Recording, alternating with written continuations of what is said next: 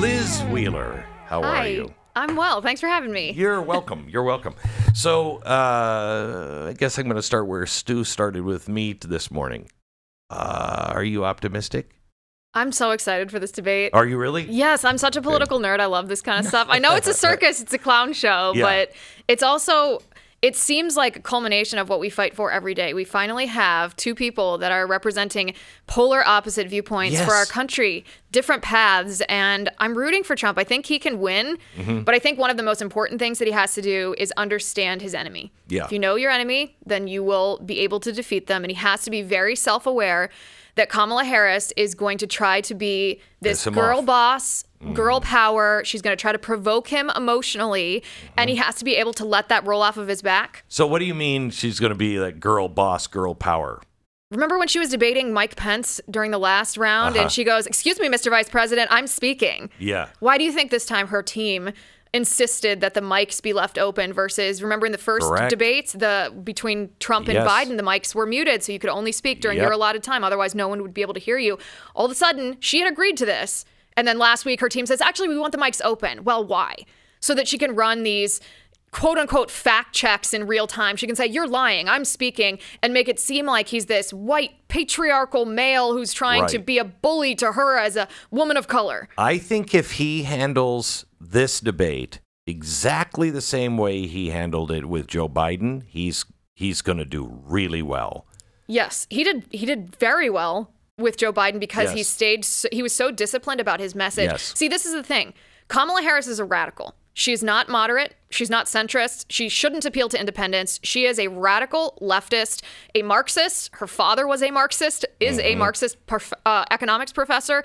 And Donald Trump should highlight that. He has all the facts on his side. She's been in the White House for 4 years now. So her record is Joe Biden's record. So on anything. Well, I don't know if you heard the news today, but her policy page is Joe Biden's policy page. How do you do that? It's like a gift to the Trump campaign. Oh, it is. It Everything. She's going to come is. out and pretend to be a prosecutor. She's going to ask him pointed question after pointed question. She's going to call him a felon. Yes, and you know what he should do if she calls him a felon? Because she's going to. That's pulled well for them. He should say, Madam Vice President, do you agree with the Supreme Court ruling that the vaccine mandate that came from the Biden-Harris administration was illegal?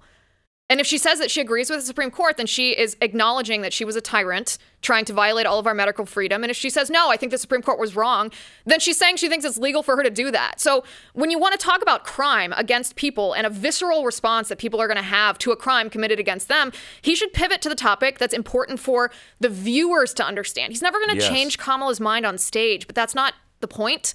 The point is to showcase to the American people what she is.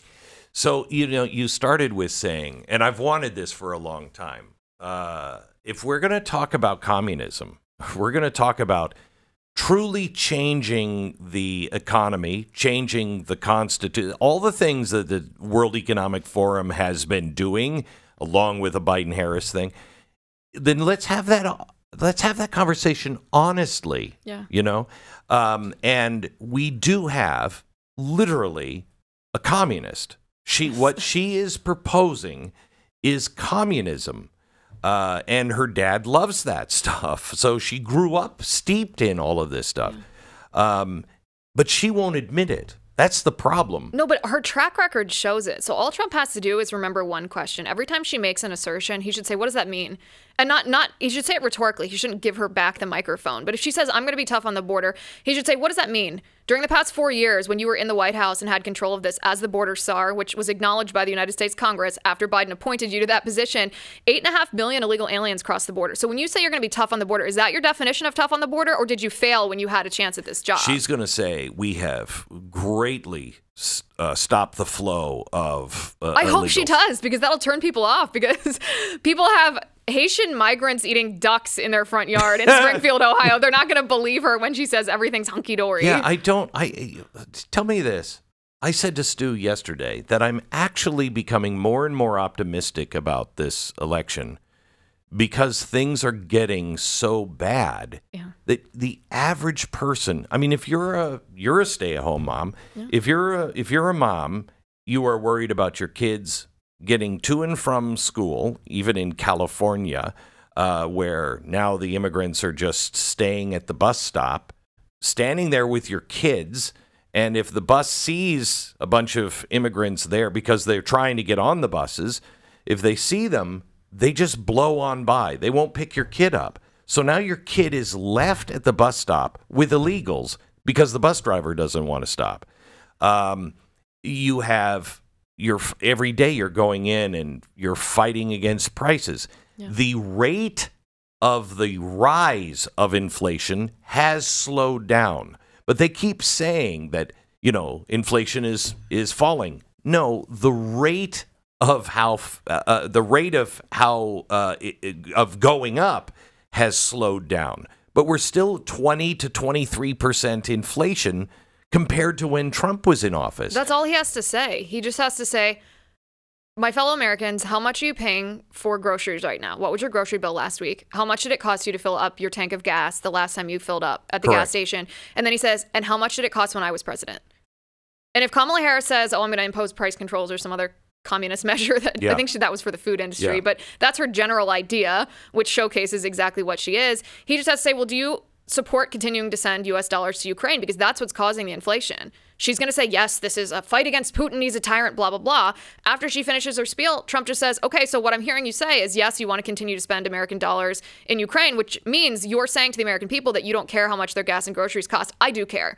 And I've proved that because when I was in the White House, people had a very different life than when you have been in the White House. Yes. When it comes up to Ukraine, right now Afghanistan is there on everybody's mind again because it was the anniversary, and that was such a disaster. And now we are openly praising Ukrainians for their drone attacks on Moscow. We would never if Canada became an enemy and Russia was sending drones over and military equipment, and they were bombing with drones New York or Washington, D.C., we would not put up with it. They're not going to put up with it either. Right. And how is she going to make the case that we are safer today? Again, I go back to the mom worried about her kids. I don't want to send my kids to war. I don't want our world to be at war. I don't want drag queens in my school, for my kids. All of these things are so much worse that I just think that when people close the curtain, this time around, they are going to reflect, do I want more of this? Right. That's why I encourage President Trump to stay on message, because if you get into the weeds on the personal stuff, as entertaining as that might be for us to watch for a moment, the average American wants to talk about how things impacted them. That's classic politics. So with the war in Ukraine, yes, you can talk about these hypothetical war plans, but the truth of the matter is Kamala is dragging us to the brink of war. She arguably is the one who started this war by saying that Ukraine could be part of NATO.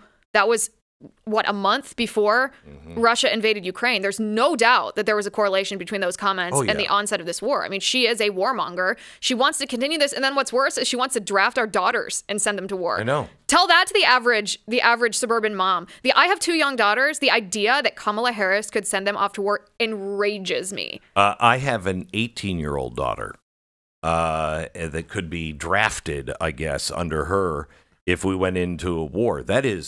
It's unacceptable. Unacceptable. I mean, and there's no Canada for my son to run to, but I'd have to find some place for my son and daughter to run to. They will not serve in a war with these people. They won't. I as a dad would say, do not do it.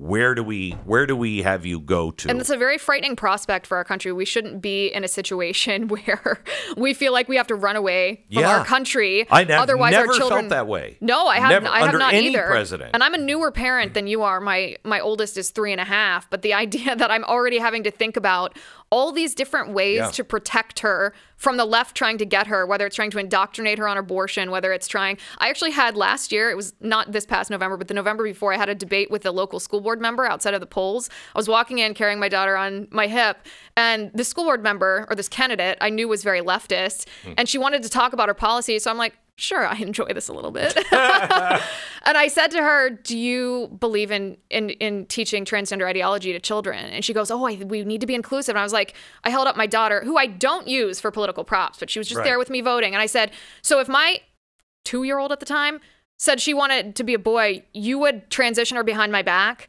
And essentially she said yes. And I was like, evil. That's evil. That's what we're fighting against. People who will say that to your face. I know.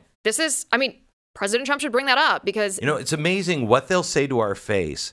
Yeah. And then what they say is a conspiracy theory that they always turn out now to be absolutely accurate. Yes. And they eventually admit it. Yes, okay, yeah, that is true. The things that they say to our face are frightening enough. Yeah. When somebody is unclear with you in this administration, you should be terrified. And I don't know why people continue to listen to liars. Yeah. Donald Trump exaggerates. He exaggerates. I don't know. I can't think of anything of any importance that he has exaggerated or lied about.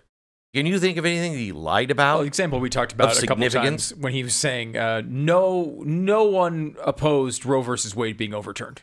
Right? Yeah. Now, what he's talking about there is clearly there were a lot of people on the left, legal scholars, who did think it was bad law. So he's summarizing a legitimate situation by overstating it. Correct. It's like a hyperbolic generalization, not a lie. But I'm not trying to justify not being precise, but there is a difference. Yeah, there is a difference. And especially when you know you're lying. It's one thing to say this and then, and he said there are fine people on both sides. No, at this point, you are engaging in evil because you know exactly what you're doing. That is exact opposite of what he said. And I guess people just they're either numb to it or they hopefully are waking up and going, you know what? These people have given me this crap in my home, in my bank account, and in my city. I can't trust them anymore. I just can't keep doing it. Right. And that obviously Kamala is responsible for her own lies, but the institution that's responsible for allowing her to be a liar is the mainstream media. And that's what I would advise President Trump. He shouldn't come off as a bully. There is the idea that if you have a man and a woman on stage and the man's being very harsh, there are a lot of women who will interpret that as being a bullying demeanor. Whether or not it's true, that's simply the reality of how people perceive things. And so he should say, what does that mean when she says a lie? Because here are the statistics that show that that's not true. And say, I don't know why you're telling an untruth except to deceive the American people. But this is a good example of the damage that happens when the mainstream media runs interference for you. Because you shouldn't be on the stage if you're not going to tell a truth. But that should have been weeded out years ago by media actually doing their job and asking questions about why you were contradicting your actions. All right. So how should he handle abortion? Because she's going to lie and say he wants to take all of your rights away, which he doesn't. But he has to say what he actually believes, but he also can't piss off his own core because he already is. He did. Yeah, he already has pissed them off, so he doesn't need to make it worse. How does he respond to that? It depends on how she brings it up. I am more pro-life than Donald Trump. I am a pro-life absolutist, and I encourage Donald Trump and everyone to be the same way. I acknowledge the reality that he is not. My advice to him would be to start out by praising life. Say, life is precious. Life is wonderful. I have 5 children. I have however many grandchildren. They have been the biggest blessings of my life. And I want to ensure that women across our country and American families, I want to make abortion unthinkable. I want to change the culture so that life is something that we value. I want us to think, who might this young girl or young boy be? And I want to make it financially possible. I want people to feel financially secure and emotionally supported when they face these surprise pregnancies. I believe that life begins at conception. I know he is unlikely to say that because he talks often about thinking abortion is okay through 6 weeks. I obviously disagree with that, but I encourage him to follow the science and he always talks about following the heart. If he truly spends some time in reflection, I think that he should be based. I think that he should say abortion is wrong. Abortion is sad. Abortion ends the life of an unborn baby who had potential and a future, and it harms women, it harms families, it harms our countries. I don't want that. And he should make it a generally positive message without sacrificing the value of the dignity of life. Can he go in to, she wants abortion after birth? Oh, he of course should highlight just how radical she is. I mean, this is one of the most radical politicians in our country on abortion, if not the most. Oh, yeah. And she's almost Margaret Sanger. Probably more so, because Margaret Sanger at the beginning didn't support late-term abortion or after-birth abortion. It's true. Kamala Harris does, and he should highlight that she's out of step with the American people. Even women who identify as pro-choice, 80% of Americans, including pro-choice women, want late-term abortion to be banned. 60% want second-term abortion to be banned. He should highlight that he stands with the majority of America and that she does not. And he certainly should highlight that the CDC says between 13 and 30,000 times a year late-term abortions happen. That's awful. Liz Wheeler, she'll be joining us tonight for our live coverage of the debate on Blaze TV.